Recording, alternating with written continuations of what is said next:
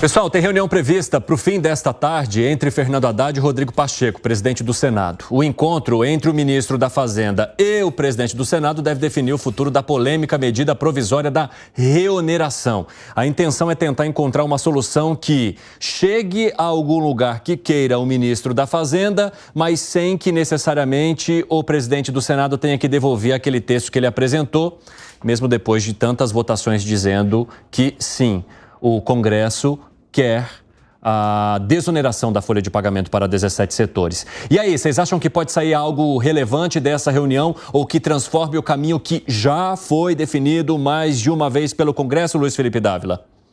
Ô, Evandro, isso aí é que nem você tá querendo perder peso e fala assim, mas eu não quero abrir mão do bolo, não quero abrir mão do pastel, nem da cervejinha, mas eu quero perder peso. Bom, então como é que é essa mágica? Se você descobrir a forma dessa mágica, todo mundo vai atrás. É a mesma coisa que o governo.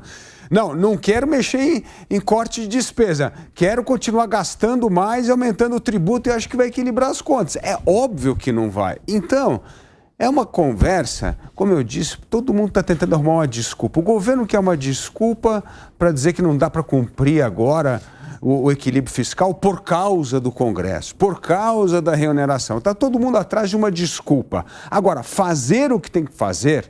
Sim, cortar gasto público, cortar subsídio, como o Piperno gosta, para equilibrar as contas públicas, esse assunto não está na pauta, nem do ministro, nem do presidente do Congresso. Desse jeito, não tem como o Brasil equilibrar as contas públicas. Piperno, você acha que desse jeito não tem caminho para o Brasil chegar ao equilíbrio que busca o ministro da Fazenda?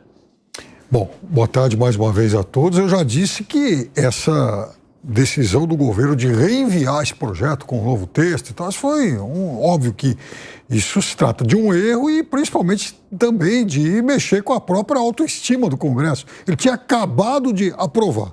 Mais ou menos 8, 9 dias depois, o governo reenvia um texto requentado. Aliás, eu insisto nisso, o texto que o governo mandou, ele deveria ter sido enviado lá por novembro, outubro, setembro e tal, porque esse texto ele tem algumas virtudes, mas Inês é morta, porque chegou muito tarde, chegou depois da votação, depois do Congresso ter aprovado. Então acabou, é fim de história, como dizia lá o Dávila, talvez goste dele, lá o Fukuyama, fim da história, acabou. Quer dizer, não tem mais o que, debater em relação a isso. Perdeu. Agora, continuo com a sensação de que o governo só fez isso porque talvez ele queira lá uns trocados por alguma outra, quem sabe, por alguma outra torneira. De qualquer forma, aí sim eu continuo na minha cruzada aqui, lutando contra subsídios. É aí que está realmente o grande gargalo. O que vocês argumentam aqui é que ou se dá subsídio para todos ou se tira subsídio de todos, mas que tenha que haver um equilíbrio. O Bruno Pinheiro vai chegar agora e trazer as informações para a gente. E aí, Bruno, como é que está o andamento ou não dessa reunião? O que você conta para a gente agora? Bem-vindo, meu amigo.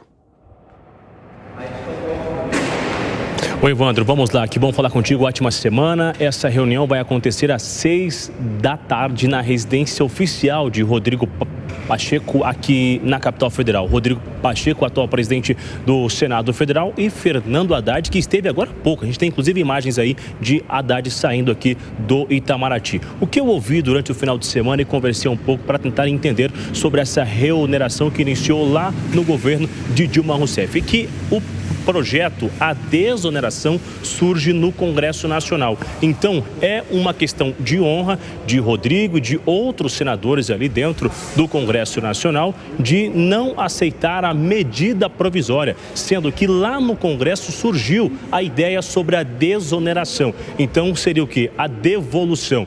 Rodrigo Pacheco estaria, então, no fio da navalha para tentar ali entender, para fazer um gesto para o governo federal, aceitando parte dessa medida provisória ou não, ou fazendo a devolução 100%, que é o que a oposição está esperando. Agora, o que Fernando Haddad vai levar nesta reunião? Eu apurei que ele vai levar então todo esse levantamento de renúncia, o que o governo vai deixar de arrecadar se não reonerar esta folha. O que o Congresso quer oferecer está orientando do Rodrigo Pacheco a oferecer para o governo federal é que faça a devolução e que venha então dentro de um projeto de lei e que não venha tudo em um só, que venha dividido para que haja uma discussão sobre apoiar o turismo, uma discussão sobre reonerar os setores e que também não seja uma coisa de uma só vez. Hoje não tem imposto e amanhã já tem. Que haja então uma divisão,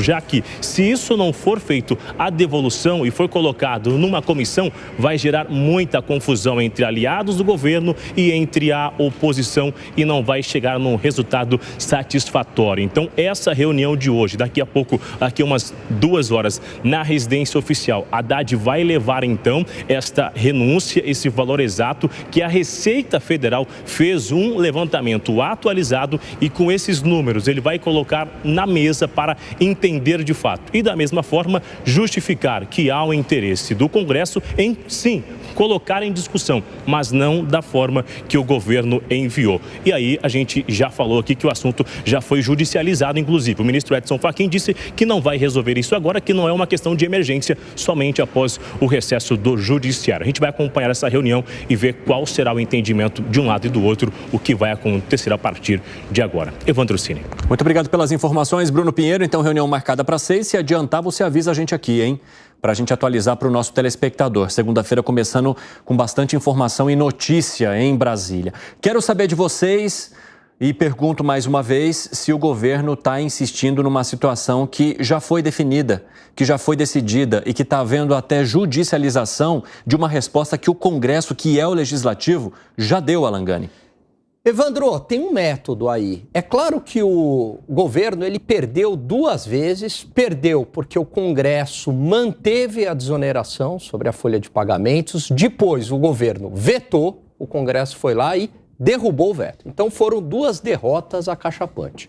Agora, tem um método essa medida provisória. Primeiro, vamos tentar passar a medida provisória para ver se sobra alguma coisa de arrecadação. E a gente percebe que esse governo, ele está desesperado por dinheiro, por medidas arrecadatórias. Não existe uma única medida sequer de corte de gasto. Todas as medidas visam a ou criação de impostos ou aumento de impostos. Então, vamos ver se sobra algo aqui. Então, esse é o primeiro propósito, Evandro. Segundo propósito, nós tentamos, já tem a narrativa construída, mas se não conseguirmos atingir a meta de déficit primário 0, mas o Congresso atrapalhou o nosso trabalho. Veja que a gente tentou passar uma medida provisória, veja que a gente trabalhou pela reoneração da folha, mas quem impediu foi sempre o Congresso Nacional, mesmo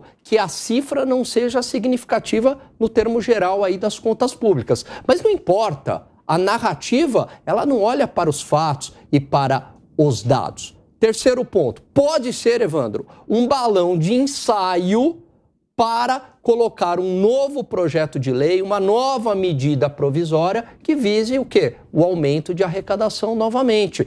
Perdemos naquela, mas já vai preparando o terreno para uma próxima medida, né? Já vai negociando ali com o Rodrigo Pacheco nessa medida provisória. Olha, eu sei que a gente vai perder, mas a gente precisa de dinheiro. Então, eu já vou, tendo essa conversa com ele, preparando, convencendo para uma próxima medida arrecadatória. Porque o que está por trás disso tudo é que o governo está desesperado por dinheiro. Bom, agora 4h34 da tarde, o pessoal da rádio já voltou e quero contar a vocês que a gente está discutindo essa reunião entre Haddad e Pacheco, marcada agora para 6 da tarde desta segunda-feira, para discutir a possibilidade de uma proposta de reoneração da folha de pagamento, não nos níveis apresentados por Haddad, porque o Congresso já ficou bem restrito em relação a isso, mas um meio de caminho, se é que isso vai acontecer. Os nossos comentaristas não acreditam nessa possibilidade. Gustavo Segré, para você isso é um método, a exemplo do que pensa aqui o nosso Alan Gani? Eu acho que foi uma falta de timing muito grande do governo, porque, lembrando, quando foi a viagem para a COP28, a ideia era trazer dessa viagem uma proposta que poderia complementar a derrota que já sabia o governo ia ter na queda do veto. Mas essa proposta não chegou. Aí foi votado no Congresso e o governo perdeu. E agora parece, eu vou te mostrar a perda de arrecadação que nós teremos, nosso executivo teremos pela queda do veto presidencial. Não funciona desse jeito. Ele teria que ter apresentado, estou me referindo ao ministro Haddad, antes da votação. Porque aí poderia ter dado uma margem para negociar eventualmente alguma proposta diferente. Agora não dá para negociar. O veto já foi derrubado, a questão vai continuar e pode aparecer uma outra questão? Sim. Mas aí vai aparecer um numerinho que vai atrapalhar tudo. O numerinho do déficit fiscal que teve o Brasil em 2023. Segundo o ministro Haddad, vai ser em torno de 140 bi. Segundo o mercado, 177 bi. Segundo o que eu acho, vai superar os 200 bi. E aí vai complicar muito. Porque como vai chegar para ter um déficit zero no ano que vem? E isso não está incluindo os pagamentos precatórios. Está fora. Então, é dinheiro que não vai conseguir o governo arrecadar. Salvo que, como muito bem menciona Alan, volte com essa máquina de tentativa de arrecadação, isso vai ser um impacto de aumento de carga tributária. Não funciona desse jeito. Se fosse o Pacheco, com muito respeito, diria, ok, você está me contando, Haddad, quanto vamos perder o país de arrecadação. Me diga qual vai ser a diminuição da despesa e com isso resolvemos. Mas não vai ser desse jeito. Você acha que é assim, Dávila? É assim que um problema. O Pacheco vai chegar com a agenda do Senado. Olha, o ministro Haddad, o que o Senado quer é entregar 100% dessa medida, nem tem para discussão, porque isso aqui é uma afronta ao Congresso, como bem mencionou o Piperno. Então, assim, se isso acontecer, vai criar um enorme problema. E aí o problema, isso aqui é que nem guerra. Como é que escala? Qual que é o próximo degrau em escalar essa guerra? É o governo judicializar esse tema, ir ao Supremo e questionar a medida aprovada pelo Congresso, o veto derrubado pelo presidente da República, e aí questionar se essa desoneração é legal ou não, é constitucional ou não.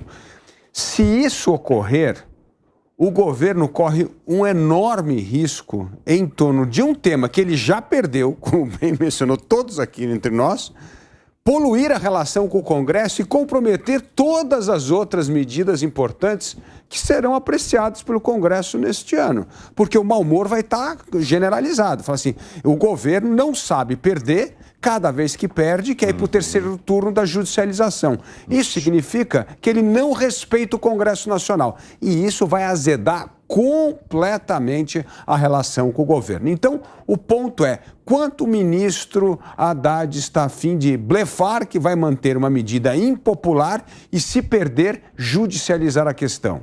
Ô, Piperno, você acha que sai alguma resposta dessas questões que foram apresentadas pelo Dávila nessa reunião de hoje?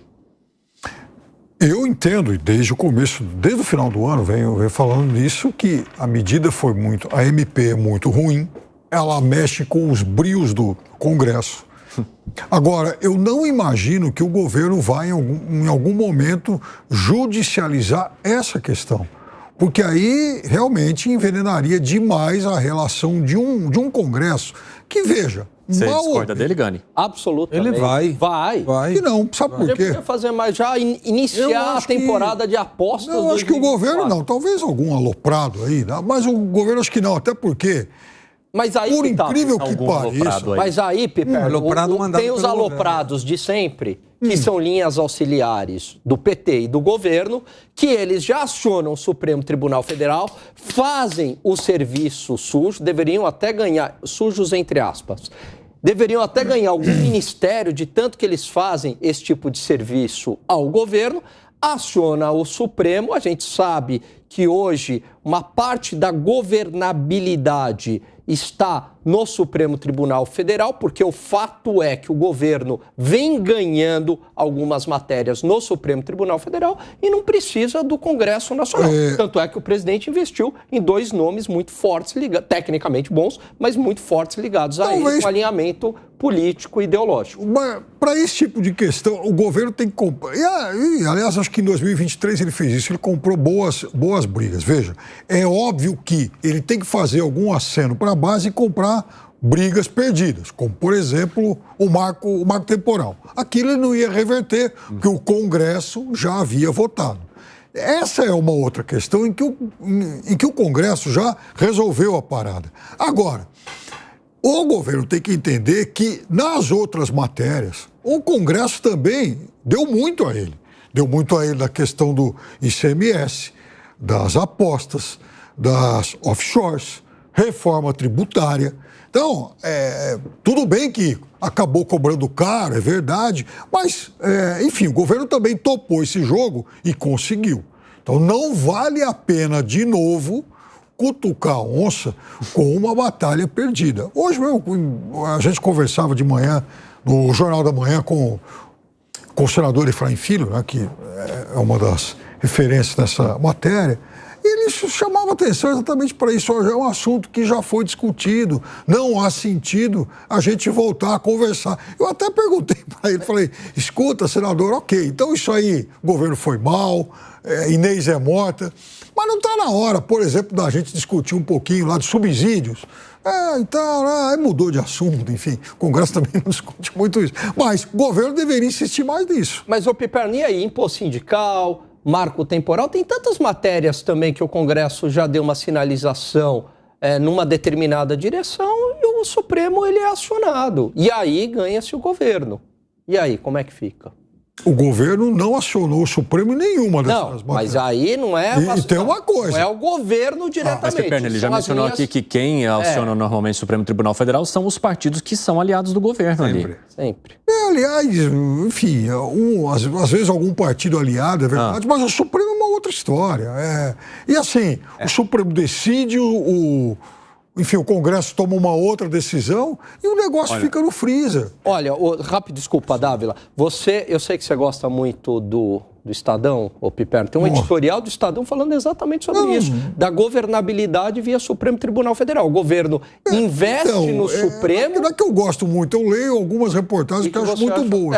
E alguns editoriais me chamam a atenção, porque mesmo um jornal que pensa diferente, às vezes tem algumas opiniões... Tem lá um editorial falando exatamente isso, que o governo ele tem investido bastante... Eu não concordo com esse editorial. Não com as figuras do próprio governo, mas com as linhas auxiliares, né, enfim, e acionar de alguma maneira o Supremo Tribunal Federal, onde ele tem sido vitorioso. Dávila e Segre querem falar também. Fala, Dávila. Não, eu quero dizer uma coisa, a coisa mais importante na agenda política de 2024 é a normalização das relações entre os poderes, porque foram muito tensas em 2023 por causa dessa judicialização das disputas políticas, e se o Supremo começar a receber esses pedidos da linha auxiliar, como você falou, qualquer um que seja, para, de novo, se intrometer em assuntos exclusivos do Congresso Nacional, vamos começar muito mal com esse grau de tensão gigantesco entre os poderes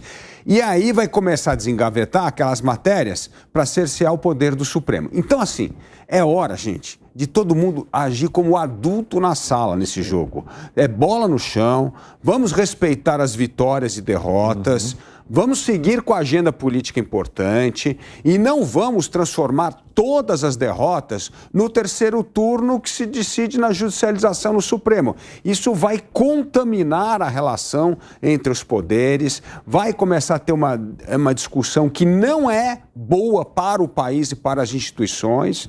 E nós vamos entrar numa época de crise institucional. É isso que vai acontecer se nós chamarmos o Supremo para decidir sobre todas as questões políticas que o perdedor não aceitar a derrota. Isso é péssimo para o Brasil.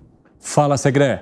Eu acho que tem algumas coisas que a gente não está considerando. Em 2024 vai ter a eleição das duas presidências, deputados e senadores. E vai ter um foco de atenção muito forte nesse ponto. Perfeito. Eu não vejo que o governo, o Poder Executivo, esteja muito preocupado nessa harmonização dos três poderes e vou justificar por quê. A teoria do que menciona Luiz Felipe Dávila é perfeita, do ponto de vista do argumento. Mas quando você leva isso para a prática, o ponto principal é qual vai ser o tamanho do buraco. E o tamanho do buraco do déficit fiscal vai ser muito grande. Estamos pensando que o Brasil, em 2023, cresceu perto de 3%. Em 2024, deve crescer 1,5%. Quer 2%. Piperno, põe o número que quiser, não tem problema. Quer 2? Pode ser 2. Quando você aumenta a carga tributária, a arrecadação, já provou isso em 2023, vai cair. E quando você tem um gasto público que não tem a mínima intenção de cair, não está preocupado com as relações entre os poderes, está preocupado para justificar o seu fracasso no que prometeu, no arcabouço fiscal, que era déficit zero e não vai conseguir. E a outra questão é, como vamos conseguir recursos quando tem muito recurso que já está atrelado e comprometido com o próprio Congresso? Então, me parece que na teoria é maravilhoso se tivéssemos essa harmonização dos três poderes. Na prática, eu vejo muita dificuldade para conseguir.